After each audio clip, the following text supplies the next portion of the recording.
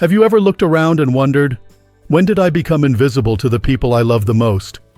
You raised them. You gave them your time, your strength, your heart. You taught them how to tie their shoes, how to ride a bike, how to say thank you. You were there for every scraped knee, every tearful night, every celebration. And now they barely call. They visit when it's convenient. Sometimes they forget you exist until they need something. It hurts, doesn't it? That quiet ache that comes not from words spoken, but from the silence left behind. You wonder, did I do too much? Did I make it too easy for them to take me for granted? And the truth is, maybe you did. But that ends now. Because this isn't about getting revenge. It's not about guilt-tripping your children or turning bitter. This is about getting your power back. Today, we're going to talk about how to make your children, yes, your own grown kids, realize what they've lost. Not by shouting, not by begging, not by throwing guilt around like confetti, but by doing something far more powerful: stepping away. You see, most parents think that staying overly involved, always available, always agreeable, always giving, will keep them close.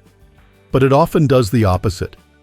When something is always there, people stop seeing its value. Think about the light in your hallway. You never think about it until it's gone. That's why the first shift begins with absence. Now, this doesn't mean disappearing completely from their lives in a dramatic way. You don't need to storm out or write a long letter about how disappointed you are. That's not strength. That's drama. What I'm talking about is quiet, intentional absence. You stop texting first. You stop rearranging your day to fit theirs. You stop jumping at every request. And when they notice the silence, they will feel it more than any speech you could ever give. Human nature is strange like that. We crave what we can't have, and we take for granted what we assume will always be there. Your silence, your absence, plants a seed of doubt. It creates space for them to wonder, why haven't I heard from Mom lately? Why didn't Dad ask to come over this time? They start to question, and those questions turn into reflection. And in that quiet space, regret begins to bloom. But absence alone isn't enough. There's another step, and this one is even harder for most people, especially parents who have always poured their hearts into their families. It's called indifference. Now, I know that word might sound cold, but stay with me. Indifference doesn't mean you stop loving your children. It doesn't mean you don't care if they're okay. It means that their actions, their neglect, their forgetfulness, their selfishness no longer control your emotions. Because here's the truth. When you react every time they disappoint you, you're giving them power. When you cry, when you plead, when you try to explain for the 100th time how much it hurts to be ignored, all you're doing is confirming that they still have the upper hand, that your emotions rise and fall based on how they treat you. But imagine this instead. Imagine your son comes over for the first time in months and expects you to be beaming, overflowing with gratitude just because he showed up. But you're calm, polite, unbothered. You make small talk. You ask how he's doing. You don't bring up the months of silence. You don't ask why he stayed away. You don't cry. You don't complain. You simply show him that your world didn't stop spinning in his absence. That gets under the skin, because now he's not sure where he stands with you. He expected guilt. He expected emotion.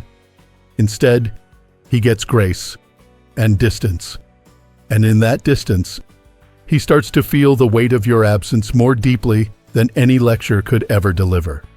The beauty of indifference is that it puts the focus back on you. It says, I still have a life. I still have peace. And I'm not here to beg for scraps of your attention anymore. And when that shift happens, something remarkable begins. The children who thought they had all the control, who believed you'd always be there no matter how they treated you, suddenly feel unsettled. The certainty they once had starts to crack. But maybe you're thinking, but I miss them. I miss my grandchildren. I just want to feel needed again. I hear you. That desire, that ache, it's real. But here's something most people don't realize. You might not actually be missing them. You might be missing the feeling they gave you. The validation, the sense of being important, of being chosen, of still having a place. It's easy to confuse missing someone with missing the way they made you feel. And that's where the next part of this journey begins. Recognizing that what you've been chasing isn't necessarily your child's love. It's the validation they once gave you. The feeling of being enough, being valued. But you don't need anyone else to tell you that you matter. You already do. You've lived decades. You've survived loss, heartbreak, change, disappointment. You've sacrificed. You've built a life. You don't need to chase a phone call or an invitation to prove your worth. Because the moment you stop chasing, the moment you let go of needing their approval, is the moment you begin to rebuild yourself from the inside out. And that's where your strength comes from now, not from who remembers you on holidays, but from the quiet, steady knowledge that you are still growing, still becoming, still enough. So if your child doesn't call today, you don't sit by the phone. You don't check their Facebook. You don't replay old voicemails. You go out for a walk. You make your favorite meal. You read that book you've been putting off. You build a life so fulfilling that one day, when they do call, you don't need to answer right away. Not out of spite, but because you're living. Because you're busy being whole. And that's when everything starts to change. You see, once you stop trying to prove yourself, something powerful happens. The emotional hold they had on you starts to fade, and in its place you find clarity. The kind that only comes when you've spent enough time with your own thoughts and finally stop asking, "What did I do wrong?" and start saying, "What do I want now?" That shift is everything. Because now you're no longer playing their game. You're building your own. And when you stop trying to win them back, that's when the reverse chase begins. This is something that surprises a lot of people. The moment you pull away, the moment you stop calling, stop checking in, stop asking how they're doing, they notice. At first, they might act like they don't. They might post happy pictures, brag about their busy schedules, say they're just overwhelmed. But then, the quiet sets in. They start to wonder, why hasn't Mom reached out? Why didn't Dad call on my birthday this time? Has something changed? And the answer is yes. Something has changed. You. What used to keep them secure, knowing that you'd always be there no matter what, is suddenly gone. And just like that, they start to feel uncertain. That's when they start sending little signals. A random just checking in text. A comment on your social media. A picture of the grandkids. Not because they miss you, at least not yet, but because they want to see if they still have you. That's where your strength gets tested. Because the easy thing to do is respond right away. To open the door. To go back to old patterns. But here's the truth. The moment you engage too quickly, the old dynamic resets. They get what they need, reassurance, and you're left waiting again. So instead, you stay still, calm, neutral. You don't ignore them out of anger. You simply don't let their little breadcrumbs pull you back into a role you've outgrown. That kind of quiet resistance makes more impact than any confrontation ever could. Because it forces them to face a reality they never prepared for. You moved on first. And that's the most unsettling realization for someone who thought they had all the control. Now, let's talk about something that's even more powerful than silence, and that's mystery.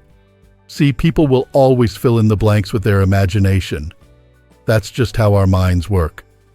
And when your children don't know what you're thinking, how you're feeling, or what you've been doing, they start to wonder. Then they start to worry. That's why the best thing you can do is not explain yourself. You don't owe anyone a detailed report of your emotional state. You don't need to post vague quotes online hoping they see them. You don't have to announce your healing. You simply live, privately, intentionally, joyfully. Because when you become a mystery, you also become valuable again. Remember, people don't chase what they understand. They chase what they can't figure out. And when your child starts to feel like they can't read you anymore, when they can't predict your reactions, when they stop being able to push your buttons, they'll start to question everything, including whether or not they were wrong to let the relationship drift. But all of that only works if you've built one key skill: emotional mastery. Let's be honest. When someone we love treats us poorly, it's easy to feel everything all at once: sadness, anger, disappointment, even guilt. And it's natural to want to express those feelings. But here's the hard truth. The moment you let your emotions show in front of someone who disrespected you, you give them power they didn't earn.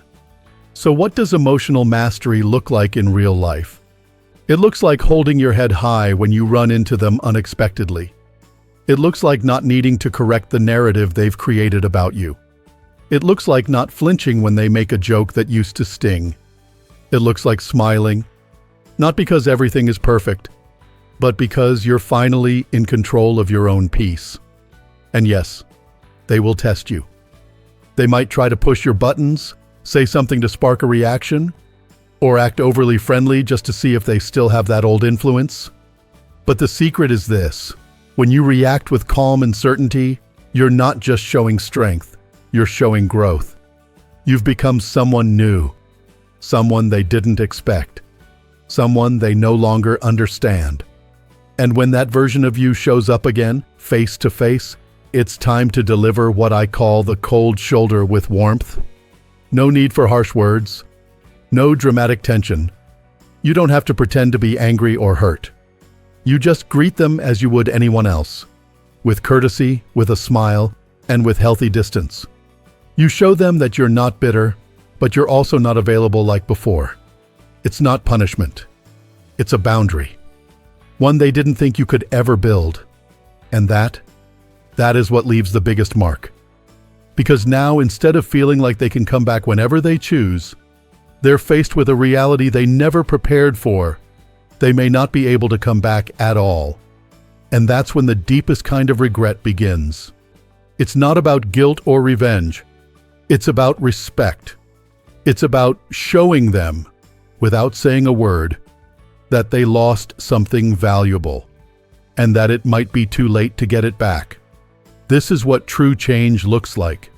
Not yelling, not begging, but standing still while they realize you're not chasing them anymore. That's power. That's dignity. That's healing. There comes a time when something inside you clicks. You stop watching the door they walked out of. You stop measuring your worth by their attention. You stop waking up wondering if today might be the day they finally remember who you were to them. And instead, you begin something far more powerful. You begin again. This isn't about rebuilding for their sake. It's not about becoming someone they'll admire. It's about becoming someone you admire. A version of yourself that feels grounded, strong, and whole, with or without their recognition. That's what I call the rebirth. It's quiet, it's personal, but it's transformational. Suddenly, you're not clinging to memories or reaching backward. You're reaching forward. You start picking up old interests you left behind. You take walks because they make you feel good, not because someone invited you. You begin looking at the person in the mirror and smiling, not because life is perfect, but because you know you're finally living it on your terms. And the amazing part is, when you stop looking for them in every moment, you start finding yourself. This rebirth is not about starting over at 20 again. It's about blooming at 60, 70, even 80. Because growth doesn't stop with age, it deepens. And when your children see that, when they realize you didn't fall apart without them, but instead rose stronger, that's when the shift hits them hard. because they were counting on the old you, the one who would wait, who would ask, who would always be there no matter how they treated you. But that person no longer exists, and in their place stands someone untouchable. Untouchable not because you're distant or cold, but because your peace no longer depends on them. And nothing one is more powerful than that. Let's be honest, they may try to come back. They may send a message, ask how you've been, even apologize. And if they do, that's okay. You can listen. You can forgive. But you do not need to return to the version of yourself who once accepted crumbs in exchange for love. You are not the same. And if they don't come back, if the apology never comes, you're still okay. Because now you understand what perhaps took you a lifetime to learn. You never needed them to define you in the first place. That is the final lesson. You didn't need to bend or beg or break to earn love. You were enough from the very beginning. But sometimes we get so caught up in being what everyone else needs, we forget to ask what we need. And for years, maybe decades, you poured everything into others. You gave and rarely paused to fill your own cup. Now it's your time, not to become someone new, but to return to someone true. The you who loves peace more than approval. The you who smiles not because someone noticed, but because you're finally proud of the life you're building for yourself. The you who wakes up with purpose again, not waiting for a call, but calling the shots. And maybe, just maybe, that's what they'll regret the most. Not losing your presence, but losing the chance to grow alongside the incredible person you've become. But you're not waiting for regret.